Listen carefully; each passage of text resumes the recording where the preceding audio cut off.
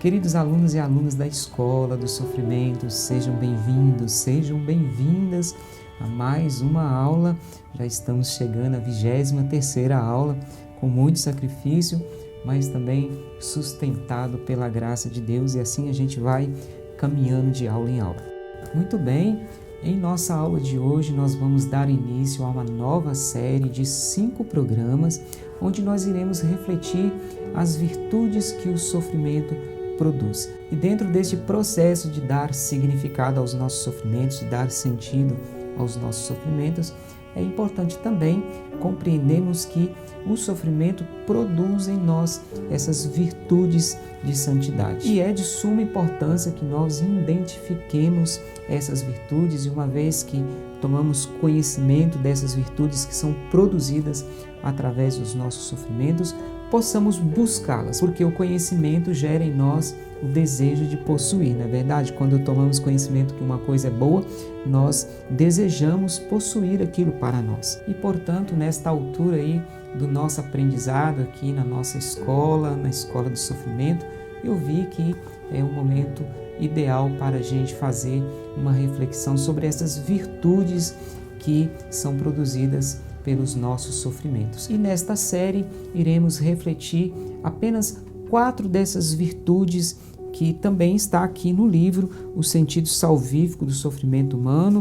Eu fiz questão aqui de dedicar 4 títulos para refletirmos sobre essas virtudes. É claro que o sofrimento produz muitas outras virtudes que também são importantes, mas nós vamos trabalhar 4 virtudes que eu julgo ser as virtudes mais importantes. Sem elas, as outras virtudes também não acontecem. E por isso nós vamos então nos dedicar de forma especial a essas 4 virtudes, que é a paciência, a perseverança, a fé e o amor. E é claro que o amor é a mãe de todas as virtudes, como já dizia São Paulo em suas cartas aos Coríntios. Eu posso ter todos os dons, mas se eu não tiver amor, de nada vale. E hoje nós vamos fazer uma breve introdução, já preparando aí para nós nos aprofundarmos em cada uma dessas virtudes. Em cada aula nós iremos estudar uma dessas 4 virtudes,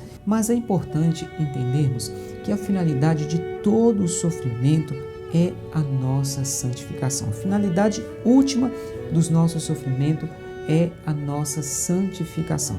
E aí que entra as virtudes divinas. Uma pessoa, para ser santa, é preciso ser uma pessoa enriquecida por muitas virtudes. Não sei se você tem conhecimento, mas a igreja, para reconhecer a santidade de uma pessoa, o processo que a igreja utiliza é um processo de reconhecimento de virtudes que aquela pessoa produziu na sua caminhada de santificação. O que se leva em conta não é nem a questão da pessoa não pecar, é isso também, mas não é o essencial. O que a igreja realmente leva em conta é a capacidade que essa pessoa teve de acumular virtudes durante a sua caminhada de santificação. Uma pessoa, por exemplo, pode passar boa parte da sua vida numa luta para não pecar e pode até ser salva, mas pode não ser santa, pode não estar totalmente em estado de graça. Mas como assim? Uma pessoa pode ser salva, mas ainda não é santa? É isso mesmo. Uma pessoa pode ser salva, mas ela ainda não está totalmente em estado de graça. Porque nós só poderemos permanecer eternamente diante de Deus se estivermos totalmente em estado de graça. E essas graças, elas são traduzidas pelas nossas virtudes, são o acúmulo de virtudes que fomos adquirindo no decorrer da nossa vida. E como é que eu faço para adquirir essas virtudes? Quais são os meios pelos quais eu vou acumular virtudes que vão atestar o meu estado de santidade? É justamente quando passamos pelas provas, quando o nosso barco está em meio à tempestade, é que essas virtudes florescem em nós. Aqui no nosso livro O Sentido Salvífico do Sofrimento Humano, nós estamos aqui na página 109, diz assim: a santidade não é uma questão de vaidade que sustenta a aparência de ser uma pessoa boa. Olha só, hein? A santidade não é uma questão de vaidade que sustenta a aparência de ser uma pessoa boa. A vaidade pode até ter uma aparência bonita e atraente, porém, por dentro é vazia e sem valor. Não sei se você já teve a oportunidade de conhecer um campo de trigo, principalmente aqui no Brasil, que é um país bem tropical, né? É bem incomum a gente encontrar aí uma plantação de trigo, mas observa-se bem, durante a época de colheita, podemos observar que a maior parte das espigas tem uma aparência bonita, são mais atraentes, são mais elevadas do que as outras, né? E outras espigas são mais curvadas, que não atrai tanto os olhos de quem vê. Mas interessante, quando o agricultor colhe essas espigas, aquelas que eram mais elevadas, mais viçosas, as mais atraentes, percebe-se que elas têm poucos grãos. Já aquelas espigas que eram mais curvadas, as mais humildes, é aquelas espigas que possuíam mais grãos. E veja que estou dando este exemplo apenas para fazer uma analogia da diferença de uma pessoa virtuosa e uma pessoa não virtuosa. Uma pessoa virtuosa nem sempre são aquelas pessoas que têm uma boa aparência, mas em contrapartida são pessoas que são cheias de virtudes. E no entanto foram pessoas que foram capazes de produzir virtudes apesar do sofrimento, apesar da cruz. A santidade é a soma de uma vida humilde a uma vida provada ao fogo e que muitas vezes se apresenta através do sofrimento. Uma pessoa que muito ama é também uma pessoa que muito sofreu. Santa Teresinha dizia que o amor está sempre relacionado ao sofrimento. Isso para dizer que é o sofrimento que nos torna capaz de amar mesmo em situações difíceis da vida. Já Santa Faustina dizia que o amor genuíno por Deus é medido pela nossa capacidade de sofrer por Ele. Ela utilizava o sofrimento como uma espécie de termômetro para medir a sua capacidade de amar a Deus. E o sofrimento tornou-se então para Santa Faustina uma espécie de escola, onde ela foi moldada pelo sofrimento e o que fez de Santa Faustina uma grande santa para a nossa igreja. Vale a pena recordar aqui que o nome do nosso programa, Na Escola do Sofrimento, ele foi retirado dessa experiência de Santa Faustina, pois ela aprendeu com seus sofrimentos a dar sentido à sua vida. E se nós perseverarmos de aula em aula, quem sabe um dia nós também poderemos estar sobre o altar da igreja, reconhecidos por termos acumulado virtudes que brotaram dos nossos sofrimentos. Nós estamos estudando para isso, não é verdade? E, portanto, está aí uma pequena introdução que vai nos ajudar a entrarmos mais profundamente nas próximas aulas em cada uma dessas virtudes. As 4 virtudes que nós iremos estudar nessa série é a paciência, a perseverança, a fé e o amor. O que fica de mais importante aqui para nós nesta aula é que nós só poderemos ser santos se nós acumularmos virtudes divinas, virtudes essas que só vão crescer em nós na medida que nós também vamos dando sentido aos nossos sofrimentos. E quem vai nos dar a graça do testemunho de hoje é o Padre Vicente, da comunidade Betânia, a comunidade fundada pelo Padre Léo. Tive a oportunidade de estar com o Padre Vicente no início desse ano, no 11º Cruzeiro Católico. Aliás, aqui deixo o meu convite muito especial, você que quer fazer uma experiência em alto mar, uma experiência com Deus. Digo de passagem que foi uma das minhas experiências mais espetaculares que já fiz aí, das minhas tantas viagens que já tive a oportunidade de fazer. E foi lá nesse Cruzeiro Católico que eu tive a oportunidade de gravar esse testemunho com o Padre Vicente, e ele vai nos contar a sua experiência de sofrimento com a morte do Padre Léo. Vamos ouvir. Penso que uma das experiências mais marcantes de perda, e quando eu penso em sofrimento, eu penso sempre em perdas, e algumas delas que são necessárias, sem as quais a gente não cresce na vida. Uma das maiores perdas da minha vida foi de fato a morte do Padre Léo. Faz 12 anos que ele faleceu, e faleceu naquela circunstância que o Brasil inteiro acompanhou, rezou, e que eu tive a graça, e eu posso dizer isso, de acompanhar o tempo todo, estar presente, né? Com uma ligação muito profunda e diria até assim, muito íntima com o Padre Léo, porque a gente já se conhecia muito tempo antes, tinha toda uma convivência.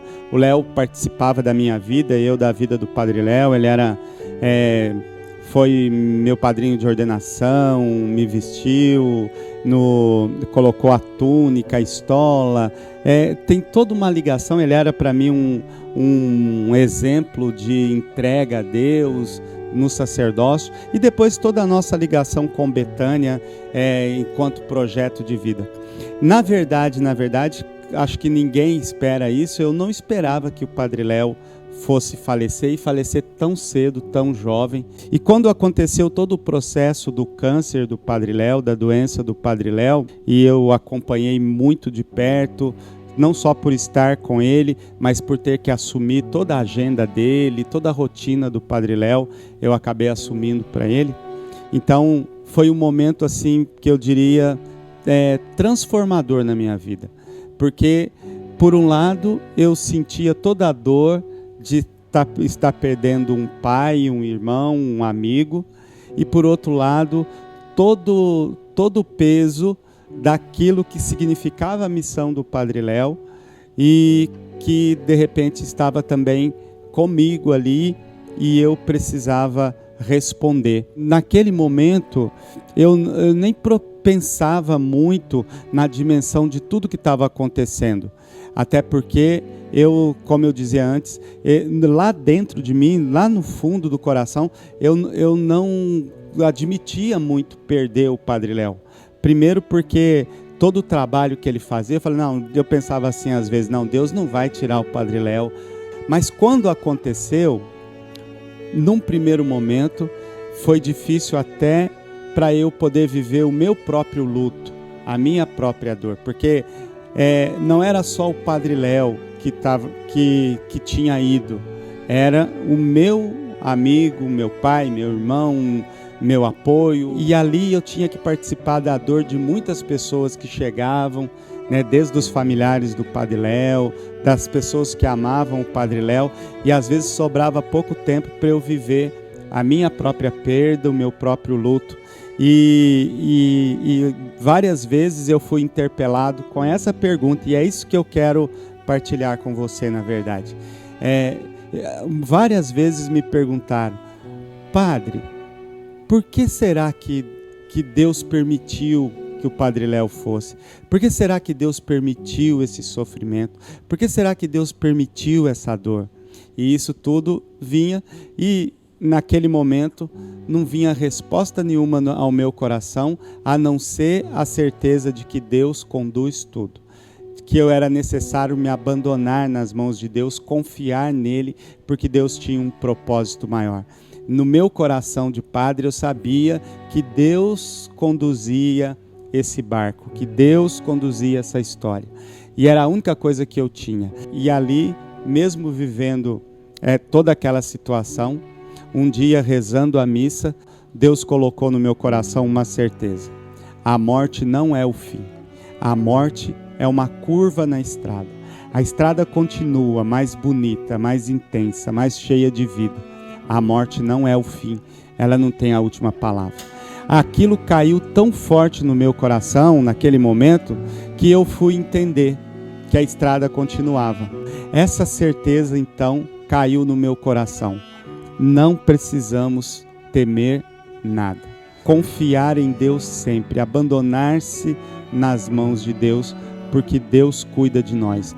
Deus chega onde a gente não pode chegar, Deus vai onde a gente não pode ir, Deus alcança o que a gente não pode alcançar. A nós cabe crer e confiar.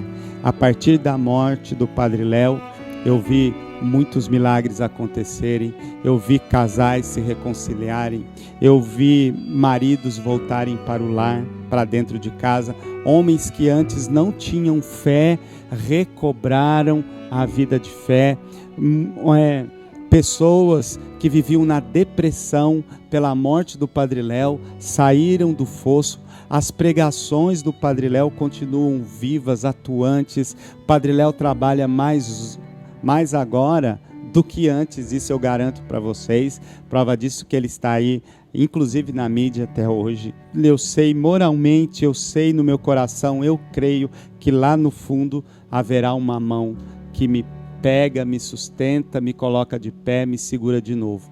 Não importa o que você esteja vivendo, não importa o que esteja acontecendo na sua vida. O sofrimento é real, eu sei que o sofrimento é real, mas eu sei sobretudo que o nosso Deus é maior. Termino lembrando para você uma frase de caminhão.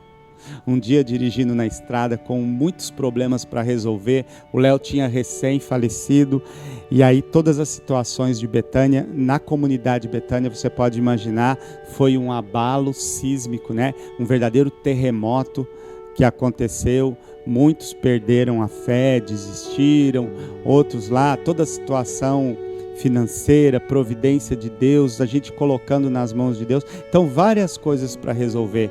E aí eu vinha no carro dirigindo, rezando o terço e às vezes brigando com Deus, cobrando de Deus. Aí de repente na minha frente, num caminhão, eu vejo escrito a seguinte frase: não diga a Deus que você tem um grande problema. Diga ao seu problema que você tem um grande Deus. Quando eu vi essa frase de caminhão, foi assim, um puxão de orelha para mim. É como se eu tivesse escutado o Padre Léo dizendo: tá vendo, anta? Como é que é? Tá vendo, anta? E aí eu entendi. Então, diante de uma perda, de uma dificuldade, de um sofrimento que é real, repito, a gente sente, tem que sentir, mas nunca esquecer, Deus é maior que tudo isso. O processo de beatificação do Padre Léo é um sinal claro de que a morte não teve a última palavra, assim como não tem a última palavra na vida de nenhum de nós. A comunidade Betânia, que é a minha casa, o meu lar, a minha vida, deu uma reviravolta tão grande que hoje eu digo para vocês, nós somos uma comunidade muito mais santa e melhor porque o Padre Léo faleceu. Não porque nós queríamos a morte do Padre Léo, porque tudo isso fez com que nós revíssemos a nossa vida, a nossa maneira de viver, a nossa fidelidade a Deus. Quantas vezes é preciso que a pessoa perca tudo para valorizar o essencial?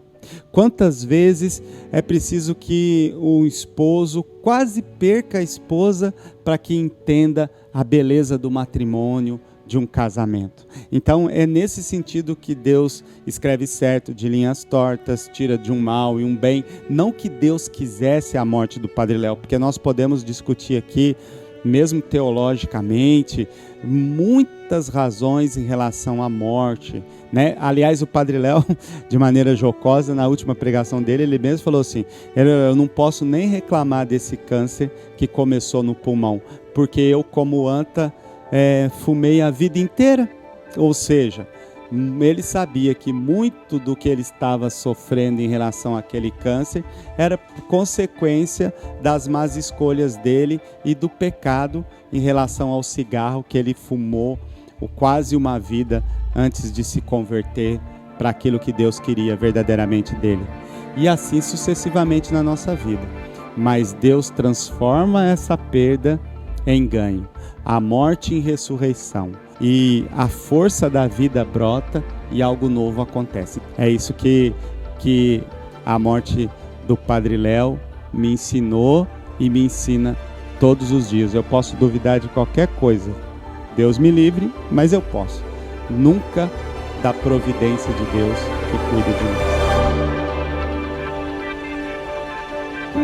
Queridos alunos e alunas da Escola do Sofrimento, a cada programa somos surpreendidos por esses testemunhos que vêm como luz sobre os nossos sofrimentos. A nossa dificuldade de compreender é iluminada por essas pessoas que nos mostra que é capaz sim dar sentido aos nossos sofrimentos. Muito bem, estamos chegando ao fim do nosso programa e eu não posso deixar de divulgar o livro Sentido Salvífico do Sofrimento Humano, que pode ser encontrado em qualquer lugar do Brasil pela livraria Canção Nova, loja.cancãonova.com, e pela livraria Loyola, livrarialoyola.com.br. Não se esqueça de curtir o nosso canal e de divulgar este programa para aquelas pessoas que você conhece e que precisa também deste conteúdo. Espero te ver em nossa próxima aula.